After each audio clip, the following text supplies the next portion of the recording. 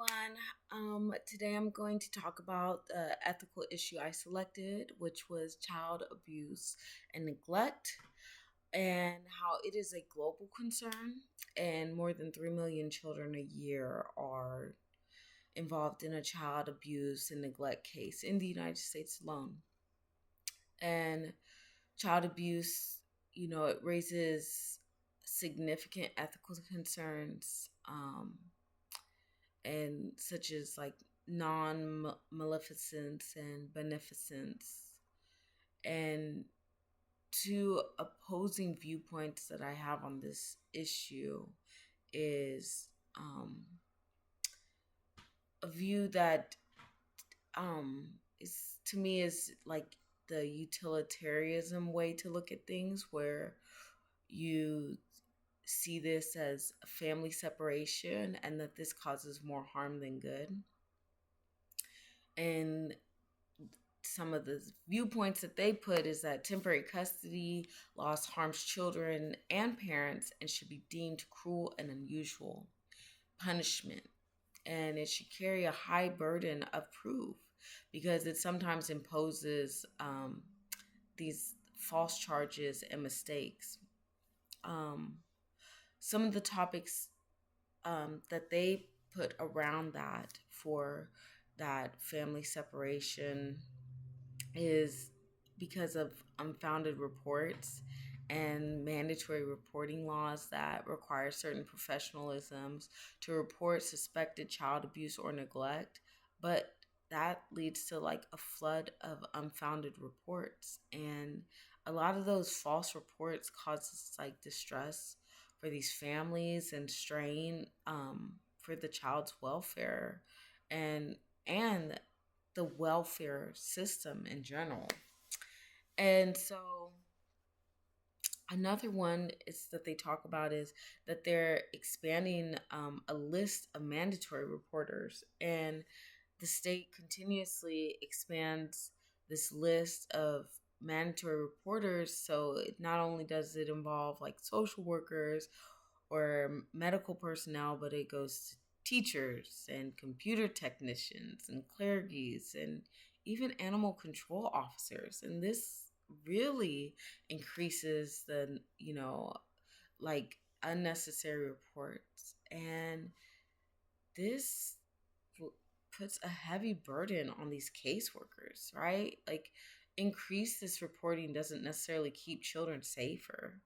It just overwhelms caseworkers and it makes it harder for them to really identify, which case really needs attention and which case doesn't. And so it kind of, puts a lot on that. If there's a lot of, reports coming in and these caseworkers are already getting overworked and there's a lot of emotion involved. And so that's a lot. And so, with these mandatory reportings, like child abuse is not a medical diagnosis, it's a legal finding.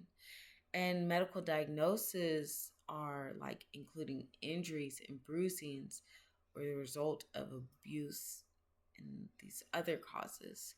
So these mandatory reporters, they sometimes I feel like reading from this is they don't really know what they're looking for. They're just going by what they might assume what's happening, or suspicion of what's happening. And um they don't really face penalties for that. They don't face penalties for suspicion, reporting suspicion. Um but there is, penalties for not reporting. Um and so this leads to like the fear of criminal charges and like civil liabilities. And you know there's immunity if you do report, and because you're reporting in good faith or honest and fair intentions, as they like to say. And so there's a lot there. I think there's a balance that we need to find, and I don't think we've kind of hit it yet, but hopefully we get it there.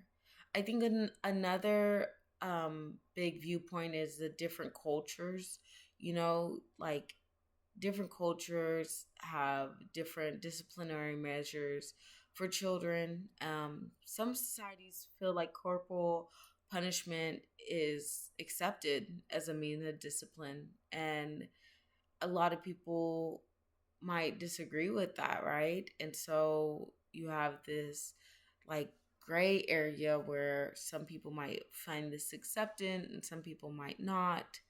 And so you really have to assess like the severity of like the report that you're doing. And I think,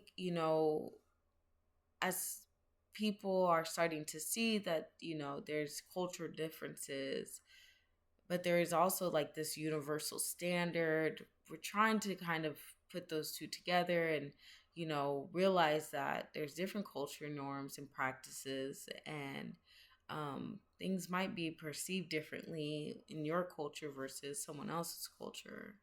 And so professionals like nurses or people that really look into like child abuse and, social workers, caseworkers, they have to navigate like through this cultural sensitivity while, making sure that the child is safe and protected. And so there's a lot of things on cultural, um, like, differences and like disciplinary and how they go about it. Like, just to name a few is just like the stigma behind it, like not wanting to report someone, or like the religious aspect of it, of like maybe asking for forgiveness, or even like the gender roles of, a female might feeling like she asked for it, or those kind of things. Like there's just so much around it, and there's even like mistrust of authorities, right? So like people not liking the police and not wanting to tell them. And so I think, something that we have to do is just make sure we don't have that cultural bias, and make sure that we have our cultural competency, and make sure we're not making assumptions on, child abuse situations.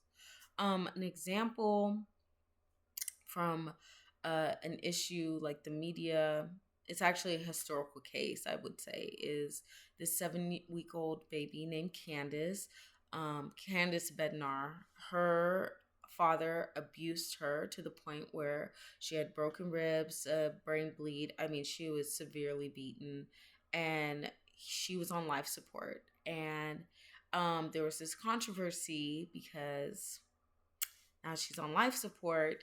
He's only facing criminal charges of abuse, but if they were to take her off to life support, then he'd face, criminal charges of um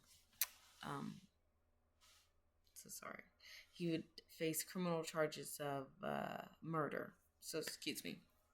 So, anyways, so um, there was this bioethical medical side where is the like, should a parent who has been abusive have rights over their child's life or death? Medical decisions, and typically they do. The parents have a very strong say, if not the final say, in their children's medical decisions. But with this decision, he just abused her. And right now, it works out in his benefit if he keeps her on life support. So, this case, I would love to hear, in the replies and stuff, if anyone has more details on this, because right now I only have is someone took her off life support. We don't know who. He's facing 30 years, and he still actively talks about how parents should have medical rights to their children. So my last thing to say is that um, this is so relative to the field of nursing, right? Because we play a huge role in advocating for the well-being of children and understanding these ethical principles relating to child abuse that ensures that, we see as nurses these signs, these cultural differences, report suspicions, and we protect these children. And that is our job. And I think, balancing out that autonomy of like parents and respecting their autonomy, and putting the child's safety in, our vision for them, and making good ethical decisions comes down to it of, being a nurse and making tough choices and making tough decisions. But that's it. That's my 10 minutes. There's so much more we can go over child abuse, but all right. Have a good night.